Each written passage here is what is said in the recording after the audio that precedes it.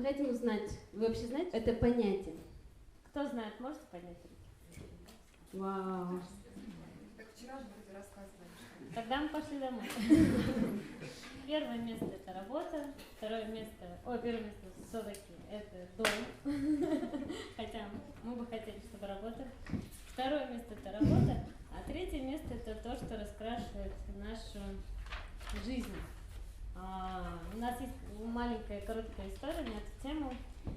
Мы, в принципе, с Олей, нам так повезло в жизни, что наш папа был гедонист, он очень любил и до сих пор любит жить, а наша мама была workaholic.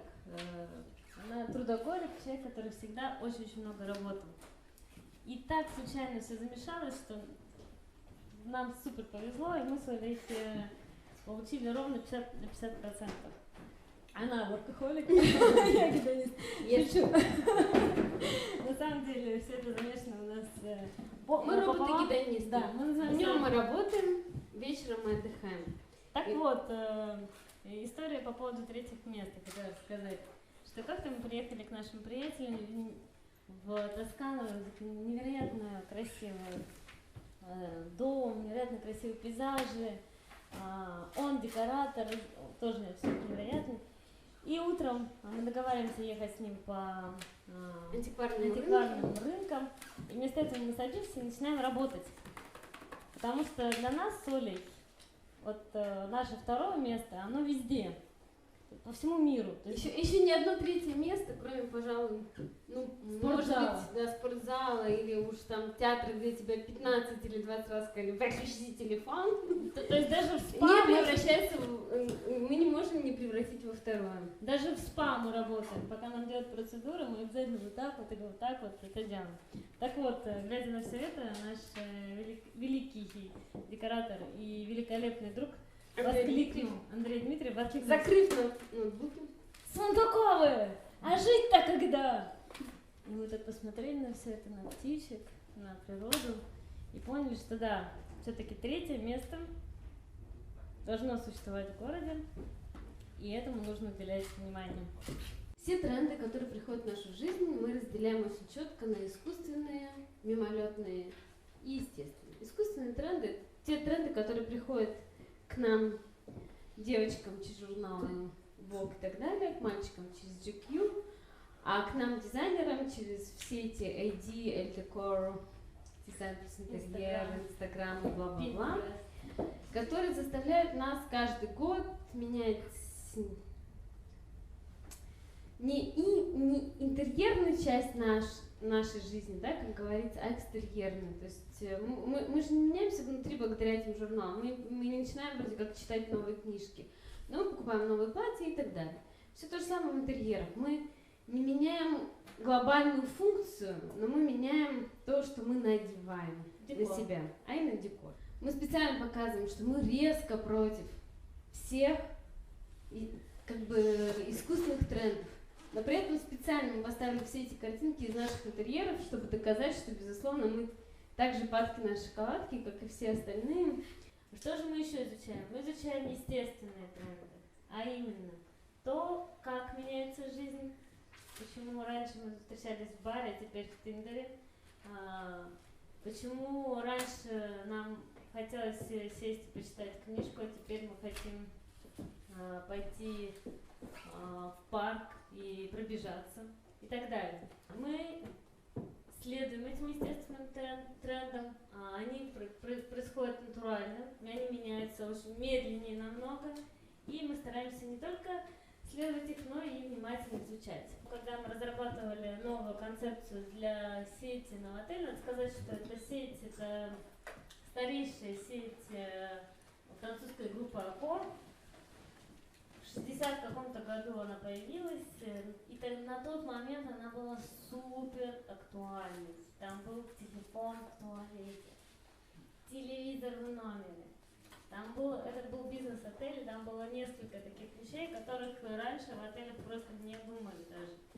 И вот прошло больше 60 лет, и Новотель морально устарел так сильно, что сеть Accor устроила международный конкурс на разработку будущего всего концепции. Соответственно, 4 концепции выиграли, и теперь каждый владелец новотеля, когда он хочет сделать реновацию или купить себе такой отель, он выбирает между этих 4 концепций. И одна из них это будет именно вот эта наша концепция, в которой мы как раз таки основное внимание уделили тому, чтобы смешать, привлечь и смешать, взболтать гостей и местных жителей.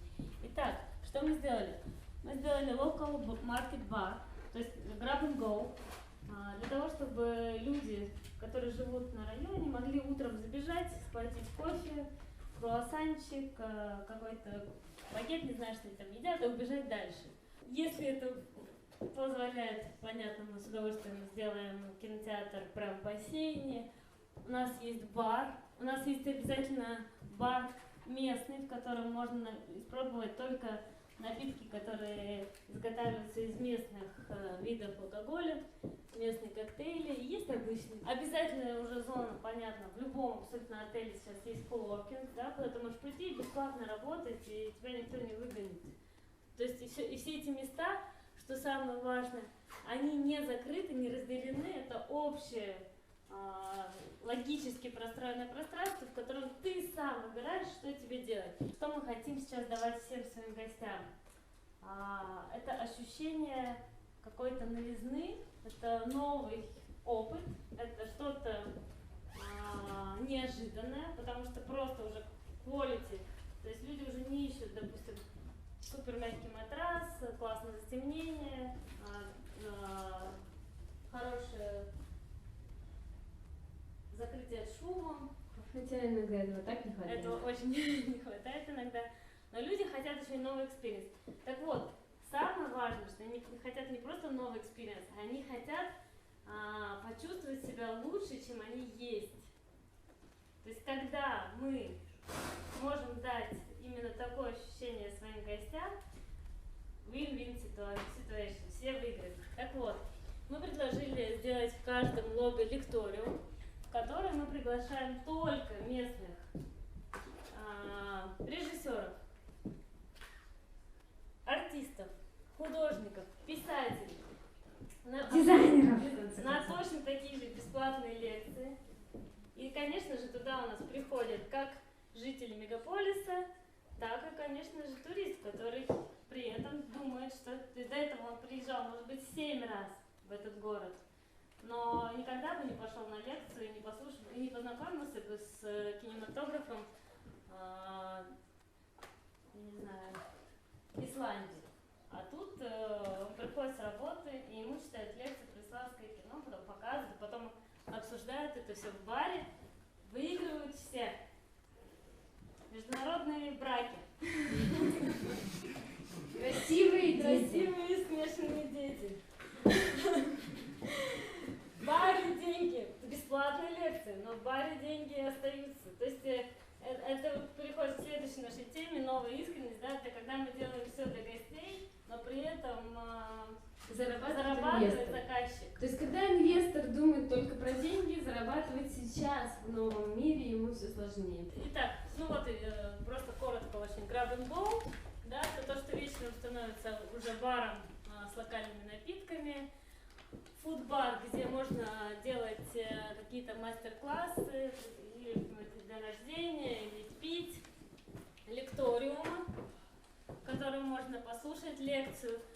Можно на завтрак просто поесть, а днем это комната с 3D digital артом, то есть просто комната релаксации. Бар, который тоже у нас сейчас на завтрак это является буфетом, обед и вечер это, конечно, уже место встречи.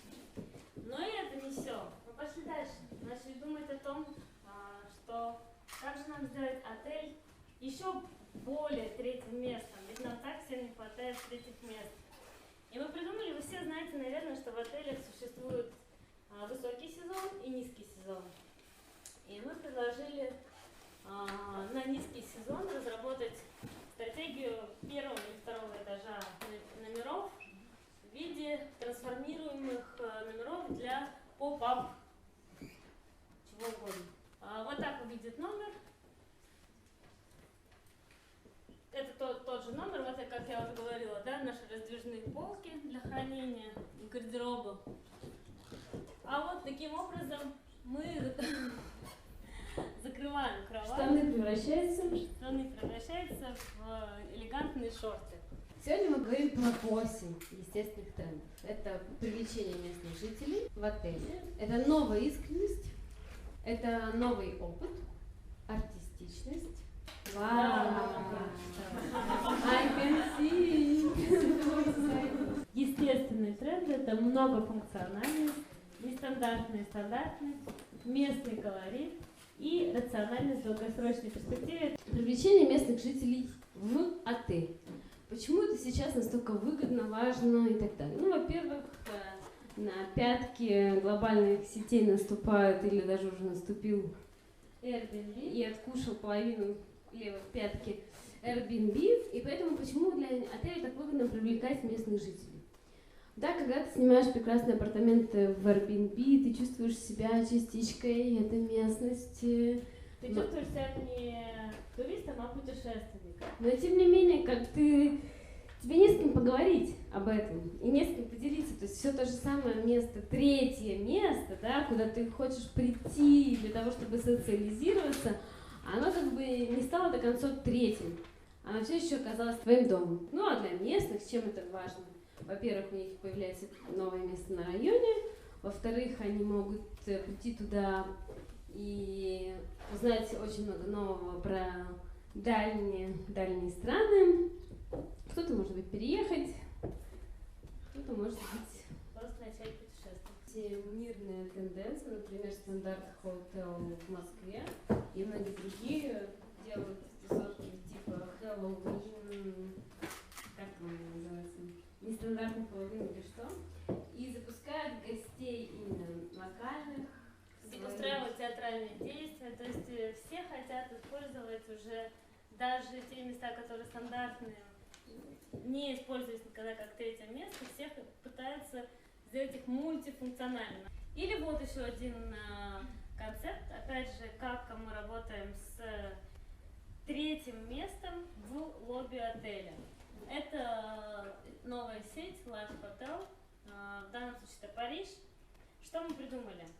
У нас есть несколько боксов, которые арендуют местные жители. Барбершоп, цветочный магазин, что-то еще. Сувенирный лавка, но это скучно и так давно известно. Это тоже те же самые мелкие собственники именно этого города, которые смогут попробовать себя в бизнесе. А для того, чтобы это было веселее и интереснее, когда лавка закрывается, мы сделали вот такой дизайн, что вечером, благодаря LED-экранам в виде колонн, пространство полностью меняется и начинается дискотека. Итак, как мы в Москве, и кто был в Москве-баре на Красной площади? Уна, дуа, трес! Вот, кто из них москвичи? Редкий москвич долетает до Боска-бара. Красной площади. Еще реже заходит в Боска-бар. И концепция была именно в том, чтобы сделать так, чтобы это место стало третьим не только для китайских туристов или гостей города, но и для нас всех. Благодаря классному менеджменту, классной команде, классному ресторатору, мы попытались сделать это место третьим для нас всех. И сейчас пока что это временно поп-ап-бар. Но кухня уже работает вовсю, и по вечерам туда уже собирается тусовка, локальная тусовка постоянных гостей этого ресторана. Александр Рапопорт не знал ничего, что делать с этим местом, он знал только, что там будет ресторан с 15 республик. И дальше у нас стояла эта сложная задача, как же нам вот в этом футуристическом вообще окружении, как же нам рассказать историю про кухню 15 республики, чебуреки, шашлыки и так далее. И мы долго думали, и мы придумали, что это будет космос, тема космоса, да, то, что мы так сильно, тем, чем мы так сильно гордились в советское время, то, что нас всех объединяло. А если космос, значит 60-е. И 3 словами мы выразили эту концепцию как ностальгия по утраченному будущему. По несбывшемуся. По несбывшемуся будущему. То есть мы нарисовали такой проект, в котором, как нам показалось, куда бы пришел Советский Союз, если бы он не грохнулся. И интересная история была, что как-то мы встретились там с американским социологом, который писал книжку про зарядье, и мы встречались с ним в этом ресторане, и когда мы рассказали ему про вот эти 3 нашу основную концепцию, ностальгия по несбывшемуся будущему, он сказал: о, как интересно, вчера я здесь был с профессором, мы не знаем, как его зовут, Преображенским, величайшим социологом в России, и мы вместе с ним дошли до того, что вот так же бы выглядел интерьер в советской России, если бы все пошло по-другому. И я спросила у него: как вы думаете, дизайнеры специально хотели это показать? Он сказал: ой, ну что вы, у них это случайно получилось. И вот это на самом деле именно шикарнейшая похвала нашей работе, потому что мы всегда стараемся делать интерьеры по такому принципу: умный поймет, а дураку не помешает.